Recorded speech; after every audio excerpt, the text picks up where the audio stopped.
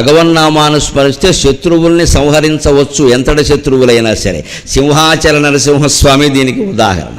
సింహాచల నరసింహస్వామి ఆలయం మీద పూర్వం ఒక కాలంలో తురుష్కులు దాడి చేశారు, ఆలయాన్ని ధ్వంసం చేశారు. శ్రీకూర్మంలో కూడా విగ్రహం ధ్వంసమైంది. ఎన్నో భయంకరమైన ఉదాహరణలు ఉన్నాయి వాళ్ళ దాడులకి. సింహాచలం మీద కూడా దాడి చేశారు. ఎవరు దిక్కు లేకపోతే సింహాద్రి నారసింహ శతకం రాశాడు మహానుభావుడు. ఆయన ప్రార్థన చేశాడు, ఊళ్ళో వాళ్ళందరూ ప్రార్థన చేశారు, వీళ్ళ నుంచి నువ్వు కాపాడలేవా, ఊరికే మేము పెట్టిన నైవేద్యాలు మెక్కేసి కూర్చున్నావు ఇక్కడ, నిన్ను కాపాడుకో మమ్మల్ని కాపాడుకోవని భక్తులు పద్యాలు రాసి వెక్కిరిస్తే అప్పటికప్పుడు ఆశ్చర్యం జరిగిందండి. సింహాసనంలో తురుష్క సైన్యం కొండ ఎక్కి ఆలయాన్ని ఆక్రమించే ప్రయత్నం చేస్తుండే. ఎక్కడి నుంచి వచ్చాయో తెలియదు. కొండ మీద చెట్టు కింద నుంచి కొన్ని లక్షల తేనెటీగలు వచ్చాయి, కొన్ని లక్షలు వచ్చి ఒక్కొక్క సైనికుడిని ముక్కు మీద, చెవి మీద, మూతి మీద కుట్టేస్తూ ఉంటే తట్టుకోలేక మొత్తం తురుష్క సైన్యం వెనక్కి వెళ్ళిపోయింది. అది సింహాచల నరసింహస్వామి మహిమ, ప్రత్యక్ష మహిమ. అక్కడ పనిచేసింది భగవత్ ప్రార్థన. ఆ ప్రార్థన ముందే చేసుంటే దండయాత్రే జరగదు అసలు. మనం పేక మీదకి వచ్చే వరకు దేవుడు కూడా చెప్పం విషయాన్ని. అందుకే ప్రార్థన అనేది నిరంతరం జరగాలి. నీకు కష్టం వచ్చినప్పుడు చేయడం కాదు, మందు బిళ్ళ కాదు ప్రార్థన అంటే. ఏదో అనారోగ్యం వచ్చినప్పుడు మందు బిళ్ళు వేసుకుంటాం. ప్రార్థన మందు బిళ్ళ కాదండి, నిత్యము చేసే దీపారాధన. దీపారాధన చేయడానికి మనం కష్ట సుఖాలతో చూడం కదా, ఎప్పుడు చేస్తాం కదా. ప్రార్థన కూడా దీపారాధన, నిత్యము చేయాలి. కష్టంలో ఉన్నా చేయాలి, సుఖంలో ఉన్నా చేయాలి. నిన్న చెప్పుకున్నాం కదా, నేను సేవింపగా ఆపదలు పడమని నిత్యోత్సవం బబ్బని. మన ఇంట్లో పెళ్లి జరిగినా సరే, కర్మకాలి దర్శనం పెట్టాల్సి వచ్చినా సరే, ఎప్పుడు ప్రార్థన చేయాల్సింది. అవసరానికి చేసేది ప్రార్థన అనరు దాన్ని. ఆ దైవభక్తి విషయంలో మనం ఆ దృష్టి మార్చుకోవాలి. కడుపు నొప్పి వచ్చినప్పుడు, కాలి నొప్పి వచ్చినప్పుడు కాదు దేవుడు గుర్తు రావాల్సింది, నిరంతరం గుర్తు రావాలి. అలా నిరంతర స్మరణ చేసేవాడి దగ్గరికి ఏ రోగము రానే రాదు, ఏ శత్రువు రానే రాడు.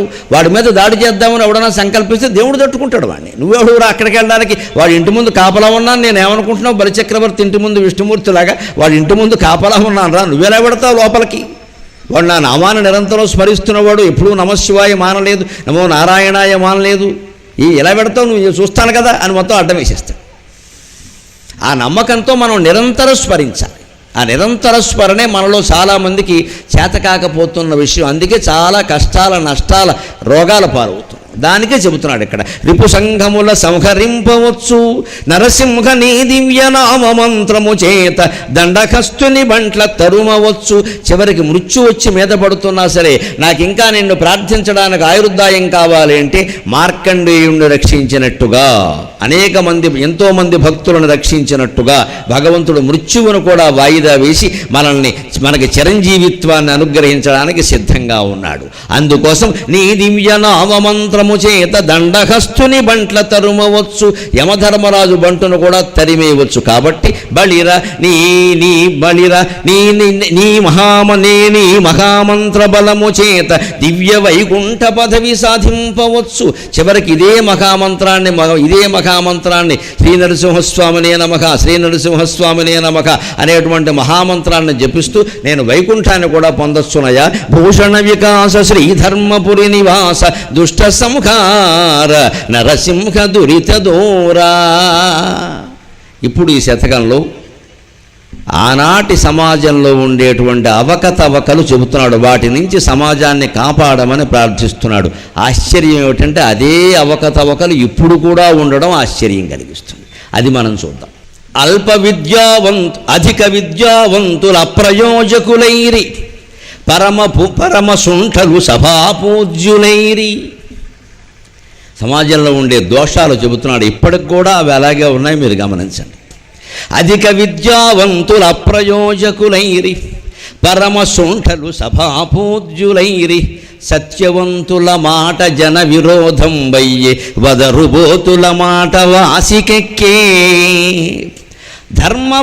ధర్మవాసన పరులు దారిద్ర్యమొందిరి పరమలోభులు ధనప్రాప్తులైరి పుణ్యవంతులు రోగభూత పీడితులైరి దుష్ట మానవులు వర్ధిష్ణులైరి పక్షివాహన మా వంటి భిక్షుకులకు శక్తి లేదాయే ఇక నీవే చాటు మాకు భూషణ వికాస శ్రీధర్మపురి నివాస దుష్ట సంహార నరసింహ దురిత దూరా. ఇవాటికి కూడా సమాజంలో కనపడుతున్న లోపం అండి. అధిక విద్యావంతులు అప్రయోజకులైరి పరమ శుంఠలు సభాపూజ్యులైరి. లోకంలో సరైన విద్యావంతుడికి గౌరవం ఉండదు. ఏమీ రానివాడు వేదికెక్కి ఉపన్యాసాలు ఇస్తాడు. ఈ శుంఠగాడు మాట్లాడుతుంటే మనం వింటూ కూర్చోవాలి ఇక్కడ.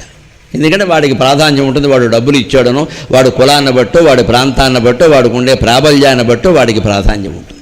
మేము సాహిత్య సభల్లో చస్తూ ఉంటాం ఆ కవిత్వాలు వినలేక. వాడి కవి సమ్మేళనమని పైకి ఎక్కిస్తారు, మాకు వాంతి వస్తూ ఉంటుంది ఆ కవిత్వం వింటూ ఉంటే. అప్పుడు అనుకుంటాం సరిగ్గా శేషప్ప నరసింహ శతకంలో చెప్పిన మాట ఎప్పటికీ నిజమవుతుందిరా. నిజమైన పండితులు, నిజమైన కవులు, నిజమైన గాయకులు ఉంటారు, వాళ్ళు ఇంట్లో ఉండిపోతారు పాపం. ఎందుకంటే వాళ్ళు బయటికి రావాలని ప్రయత్నించరు, ఎవరిని యాచించరు, అడగరు. మాకు అవకాశం ఏంటి అని అడగడు. ఆయన దాన్ని ఆయన చదువుకుంటూ ఉంటాడు. ఈ ఊళ్ళో వాళ్ళకి ఎలా ఉంటుంది, ఎలా ఉండి వేదిక మీద కనపడేవాడే గొప్పవాడు, టీవీలో కనపడేవాడే గొప్పవాడు. అందుకే విద్యావంతులైన వాళ్ళకి నా సూచన ఒకటి, మాకు గుర్తింపు లేదంటే కాదండి, ఏ రకంగా ఉంటే ఆ విద్యకు గుర్తింపు ఉంటుందో ఆ టెక్నిక్స్ కొన్ని ఉంటాయి, ఉపాయాలు. ఇవాళ ఆధ్యాత్మిక రంగంలో చూడండి, ఎంతోమంది మహానుభావులు మా గురువులు లాంటి వాళ్ళు కూడా ఉన్నారు. కానీ మాకు ఒక 2-3 పేరు వచ్చింది భగవంతుడి దయ వల్ల. ఎందుకంటే పాండిత్యం ఉన్నవాళ్ళు లేరు ఇవాళ. నిజమైన పాండిత్యం ఉన్నవాడికి జనరంజకంగా చెప్పే విధానం తెలియదు, అదో సమస్య. పాండిత్యం వేరు, జనరంజకం వేరు. నరసింహ శతకంలో ఉన్న పద్యాలన్నీ వరుసగా చెప్పాలని నేను అనుకుని ఇక్కడ మొత్తం వరుస పెట్టి 10 పద్యాలు చెప్పానుకో, ముందున్నవి 2వ పద్యం అనగానే మీరు వెళ్ళిపోతారు, మాకు తెలుసు, సమాసాలతో ఉంటాయి ఇవన్నీ, అర్థం కావు. అందుకని దీనికోసం నేను చేసిన అభ్యాసం ఏమిటంటే, వారింట్లో కూర్చుని ఏకాంతంగా ఉండి పొద్దున్న నుంచి 100 పద్యాలు చదివా. అందులో ఏవి ఇక్కడ ఎన్ని చెప్పగలవో టిక్కులు పెట్టుకున్నాం. ముఖ్యమైన ఒకదానికి ఒక టిక్కు, బాగా మంచిదైతే 2వ టిక్కు కూడా పెట్టా, అభ్యాసం కోసం చెబుతాను. 2 టిక్కులు పెట్టా. ఆ 2 టిక్కుల పద్యాలు చెప్పిన పద్యాలు లెక్క పెట్టా. ఓ 20 ఎన్నో తయారయ్యాయి. అందులో 20 ఇక్కడ చెప్పలేవు 2 గంటల సమయంలో. 10 అయితే గొప్ప, 8 అయితే గొప్ప, అంతే. ఏవి చెప్పాలి, ఏవి జనానికి నచ్చుతుంది, దానికి అనుగుణంగానే మాట్లాడాలి. మళ్ళీ నా పద్ధతి ఒకటి ఉంటుంది చెప్పడానికి, నా పద్ధతికి అనుగుణమైన ఎంచుకోవాలి. నా భావాలకు భిన్నంగా ఉండేవి నేను ఎలా ఎంచుకుంటాను, నేను ఎలా చెబుతాను, వాటిని దాచేయాలి అవసరమైతే. అంతేకాదు కులపరమైన భేదాలు, మతపరమైన భేదాలు రెచ్చగొట్టే పద్యాలు కొన్ని ఉంటాయి. 200-300 ఏళ్ల క్రితం రాశాడు ఆయన, ఏవో ఉంటాయి. అవన్నీ పట్టుకొచ్చి చెబితే కేసులు ఎడతారు, కొంపలు అంటుకుంటాయి. ఇన్ని గొడవలు ఉన్నాయి. దీనికోసం అభ్యాసం చేయాలా వద్దా? చెయ్యాలి, కూర్చొని విడిగా కూర్చొని చెయ్యాలి. ముఖ్యంగా జనరంజకత్వం. ఇంతమంది ఇలా నుంచుని వింటున్నారు, కూర్చొని వింటున్నారు అంటే జనరంజకత్వం లేకపోతే వింటారా? ఎవరైనా వినమన్నారా? ఏమైనా అడిగారా? ఇక్కడ ఏమైనా బలవంతం చేశారా? ఇలా అభ్యాసం చేయించి మీ పిల్లలకి తెలుగు సంస్కృతాలు బాగా నేర్పండి. కాస్త ప్రసంగించడం, వాక్చాతుర్యం అలవాటు చేయండి. దేనికి పుస్తకాలు వాడద్దు, కాగితాలు వాడద్దు. సుఖంగా ఇలా కూర్చుని హాయిగా ఓ చెంబుడు మంచినీళ్ళు దగ్గర పెట్టుకుని మాట్లాడాలంతే, ఇంకేం ఉండదు. ఇంకా మనకి దేని మీద ఉండదు. పురాణాలు చెప్పుకుంటూ బతుకుతున్నాడు, వాడితో దొంగతనం చేసినట్టు. ఇక్కడ ఈ పురాణాలు చెప్పుకుంటే ఏమైనా నేరమా? పురాణం కోసమే కదా ఎంతమంది వచ్చారు ఇక్కడికి.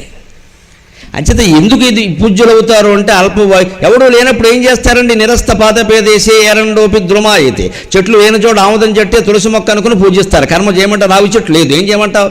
ఆముదం చెట్టు ఉంది, చేశారంతే. రావి చెట్టు ఉంటే ఆముదం చెట్టును పూజిస్తాడు ఎవడైనా. అంచేత మనలో పండితుల్లో లోపం కూడా ఏమిటి అంటే సభారంజకత్వం లేదు. దానివల్ల ఏమవుతుంది? పరమశుంఠలు సభాపూజ్యులేరి తప్పుడు మాటలు మాట్లాడేవాడే వేదికెక్కి మాట్లాడతాడు, వాడే పత్రికల్లో వ్యాసాలు రాస్తాడు, వాడే ఉపన్యాసాలు ఇస్తాడు. మన కర్మగాలి వాడేవన్నీ వినాలి. అంచేత సమాజం తప్పు ఉంది, ఇందులో మన దోషం ఉంది. దాన్ని సవరించుకోమనే చెబుతున్నాడు ఇక్కడ. దాన్ని దేవుణ్ణి సవరించమన్నాడు అంటే అర్థం ఏమిటి? దేవుడి రూపంలో ఉన్న సమాజంలో మనల్ని మనం సవరించుకోవాలి. ఎక్కడ లోపం ఉందో. సత్యవంతుల మాట జన విరోధం వయ్యే, వదరుబోతుల మాట వాసికెక్కే. ఇది పూర్తిగా మనలో లోపమే. మనలో చాలామందికి సత్యం చెబితే నచ్చదు. అలా చెబితే అలాగా, అలా చెబితే అలాగా, ఆ గొడవ ఆయనకి ఎందుకు అంటారు. ఎందుకంటే మనకి ఇష్టం లేదు ఆ మాట మనకి ఇష్టం లేదు కాబట్టి ఆ గొడవ ఆయనకి ఎందుకు? ఆయన పురాణం ఏదో ఆయన చెప్పుకోక, ఎందుకంటే నీకు ఇష్టం లేని మాట చెప్పాను, ఇలా చేసిన పాపం. నీకు ఇష్టమైనప్పుడు అలా చెప్పాలే, మా కోళ్ళ వింటే బాగుండు. ఎందుకంటే ఇక్కడ అత్తగారికి అనుకూలంగా చెప్పాం.